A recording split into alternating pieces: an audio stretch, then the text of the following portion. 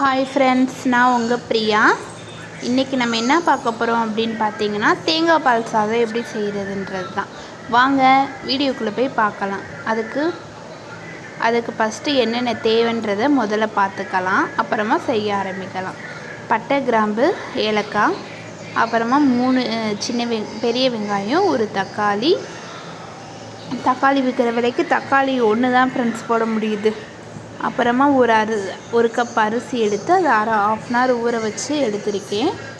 இப்போ 2 கப் தேங்காய் பால், 1 டம்ளர் அரிசிக்கு 2 கப் தேங்காய் பால். வாங்க வீடியோக்குள்ளே போய் இப்போ எப்படி செய்யலான்றதை பார்க்கலாம். அதுக்கு ஃபஸ்ட்டு ஒரு பேன் அடுப்பில் வச்சுக்கோங்க. வச்சுட்டு பேன் காஞ்ச உடனே எண்ணெய் ஊற்றிக்கோங்க. எண்ணெய் ஊற்றிட்டு 1 டீஸ்பூன் நெய் ஆட் பண்ணிக்கோங்க. நெய் ஊற்றினா நல்ல மணமாகவும் சுவையாகவும் இருக்கும். எண்ணெய் நல்லா ஹீட் ஆனவுடனே இப்போ நம்ம எடுத்து வச்சுருக்கிற அந்த பட்டை, கிராம்பு அந்த செட்டை அப்படியே போட்டு நல்லா பொரிய விடுங்க. நல்லா பொரிஞ்சிடணும். பொரிஞ்சதுக்கப்புறமா நம்ம கட் பண்ணி வச்சுருந்தோம் இல்லையா, அந்த வெங்காயத்தையும் போட்டு இந்த ஸ்டேஜில் வெங்காயத்தை போடுங்க. வெங்காயத்தை போட்டு நல்லா வதக்கணும் ஃப்ரெண்ட்ஸ். நல்லா கோல்டன் ப்ரௌன் கலரில் வரணும். அப்போ தான் நம்மளோட தேங்காய் பால் சாதம் பார்க்குறதுக்கு நல்லா அது ஒரு கலரில் இருக்கும். நல்லா வெந்து இதாகி பார்க்கவே ஃப்ளேவரபுளாக இருக்கும். நீங்கள் வெங்காயத்தை நல்லா வதக்கிட்டிங்கன்னா. இதுன்னு இல்லை ஃப்ரெண்ட்ஸ், எதுவிலையுமே வெங்காயத்தை மட்டும் நல்லா வதக்கினாலே போதும். பாருங்கள், இப்போ நல்லா பொரிஞ்சு வந்துட்டாங்க. இப்போ இந்த ஸ்டேஜில் நம்ம தக்காளி போட்டுக்கலாம். நல்லா பொரிஞ்சிருச்சு பார்த்தீங்களா. இப்போ நம்ம அந்த தக்காளி, அந்த பச்சை மிளகா, கருவேப்பிலை இதெல்லாம் போட்டுக்கலாம். பச்சை மிளகா உங்களோட காரத்துக்கு ஏற்ற மாதிரி போடுங்க. நான் பாப்பா குழந்தை இருக்கிறனால, எங்கள் வீட்டில் குழந்தை இருக்கிறனால நான் 4 பச்சை மிளகா, சின்ன பச்சை மிளகா போட்டிருக்கேன். நீங்கள் பெருசாக இருந்தால் கூட 2 பச்சை மிளகாவை கூட போட்டு நல்லா உப்பு போட்டு நல்லா வதக்கி எடுத்துடுங்க ஃப்ரெண்ட்ஸ். நல்லா வதங்கிடும். வதங்கினதுக்கப்புறமா தேங்காய் நம்ம எடுத்து வச்சுருந்தோம் இல்லையா, தேங்காய் பால், அதை ஊற்றிக்கோங்க. உப்பு போட்டு வதக்குனிங்கன்னா நல்லா சீக்கிரமே வதங்கிடும். உங்களுக்கு ரொம்ப நேரம் கிண்டிக்கிட்டே இருக்கணும்னு அவசியம் இல்லை. உப்பு போட்டு வதக்கிடுங்க. இப்போ அது நல்லா வதங்கிருச்சு.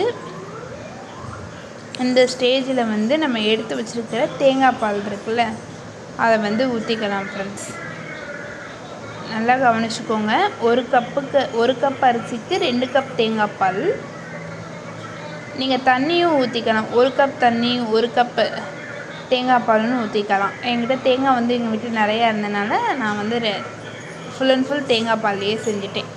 உங்களுக்கு எது கம்ஃபர்டபுளோ அதில் நீங்கள் தேங்காய் பால் ஊற்றிட்டேன்.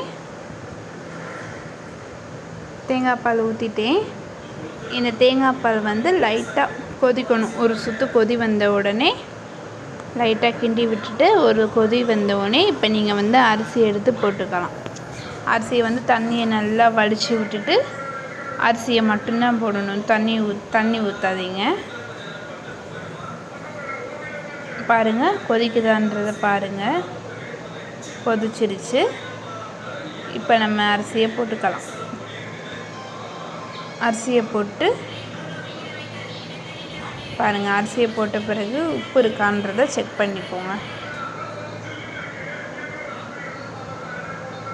நம்மளோட ரெசிபீஸ்லாம் உங்களுக்கு பிடிச்சிருந்துச்சுன்னா நம்ம சேனலை லைக் பண்ணி கமெண்ட் பண்ணுங்கள் ஃப்ரெண்ட்ஸ். சப்ஸ்கிரைப் பண்ணிக்கோங்க. நீங்கள் கொடுக்குற ஒவ்வொரு சப்ஸ்கிரைபரும் எனக்கு ரொம்ப மோட்டிவேட்டடாக இருக்கும். அப்போ எனக்கு உங்களுக்கு அடுத்தடுத்து வீடியோ போடணும்னு தோணும். அரிசியை ஃபுல்லாக போட்டேன்.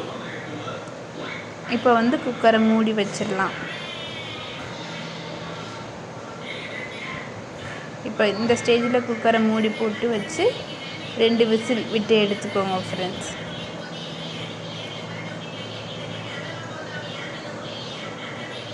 இப்போ தான் நான் ஃபஸ்ட் டைம் வீடியோ போடுறேன்றதுனால எனக்கு அது ஒரு மாதிரி இருக்குது. போக போக நானும் ட்ரெயினப் ஆகிடுவேன். அதர் சேனல்ஸ் மாதிரி எனக்கும் நீங்கள் சப்போர்ட் பண்ணுங்கள் ஃப்ரெண்ட்ஸ். தேங்க்யூ. திறந்தது வீடியோ எடுக்கலை. நம்ம தேங்காய் பால் சாதம் ரெடி ஆகிடுச்சு. Thank you so much. Bye bye. Please subscribe.